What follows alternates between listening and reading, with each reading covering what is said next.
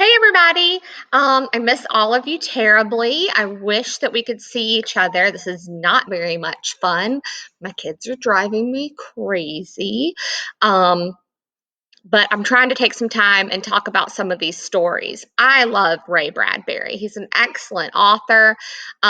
He wrote Fahrenheit 451. I'm not sure if y'all have read that or not, but this first short story, All Summer in a Day, it kind of made me sad. I don't know if it made you guys sad, but it made me pretty sad.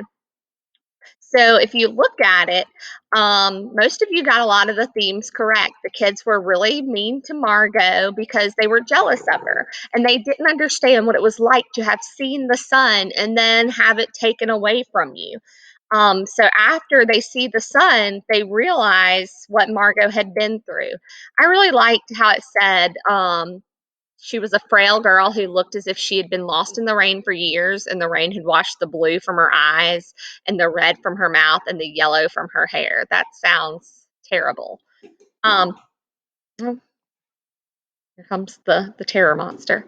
So they're really mean to Margot because they're envious of her, and they do bully her, and then they realize at the end how cruel they've been and how bad it is to have seen the sun and then have it taken away.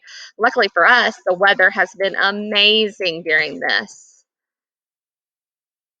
So this pairs well with this other stuff that we've been reading. Someone might be watching our literature here, a story called The Terror. Um, let's see, some related media.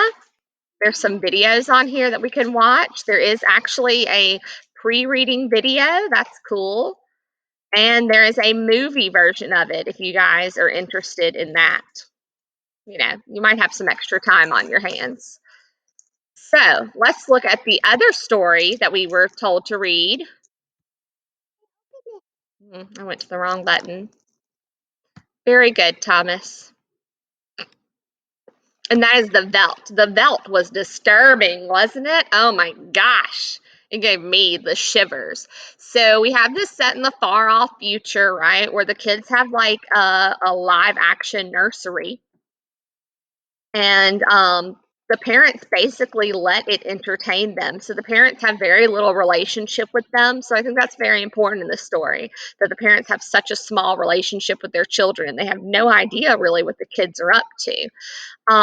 So they go into the nursery and they realize it's the Veldt and there's all these lions and stuff, and it feels incredibly realistic. And the house has kind of taken on its own entity at this point. They've made it so powerful and it follows the orders of the kids and stuff. So it tells you these kids have all these disturbing thoughts in their heads and so forth like that. That's kind of creeps me out a little bit. I hope it creeped you out. Um, so the parents wonder about it. They call the psychologist. Yes, baby. I'm making a video for my students. And there's Widgie. He sits on the back of the couch and watches the yard to make sure nobody tries to get it. All right, so they call the psychologist. The psychologist is very disturbed by it. So am I. Everything in there is very dark. So it tells you the kids are incredibly dark and have had a hard time. So they turn off the nursery and the kids lose their minds, much like you guys would anytime or do anytime your parents try to take away your phones or your iPads. My kids too. Um, so the kids are super mad. Um, and so they go back in the nursery and the lions surround them. Ugh, ugh, ugh. Um, And then, I mean, what can we assume that happened to the parents at the end? Well, the kids have gone dark, so I think the parents have gone dark as well, or maybe they were eaten by the lions. If y'all have any questions, as always, email or comment, and if you need any help, let me know. All right. Thanks, guys. I'll talk about the other stories in a little bit.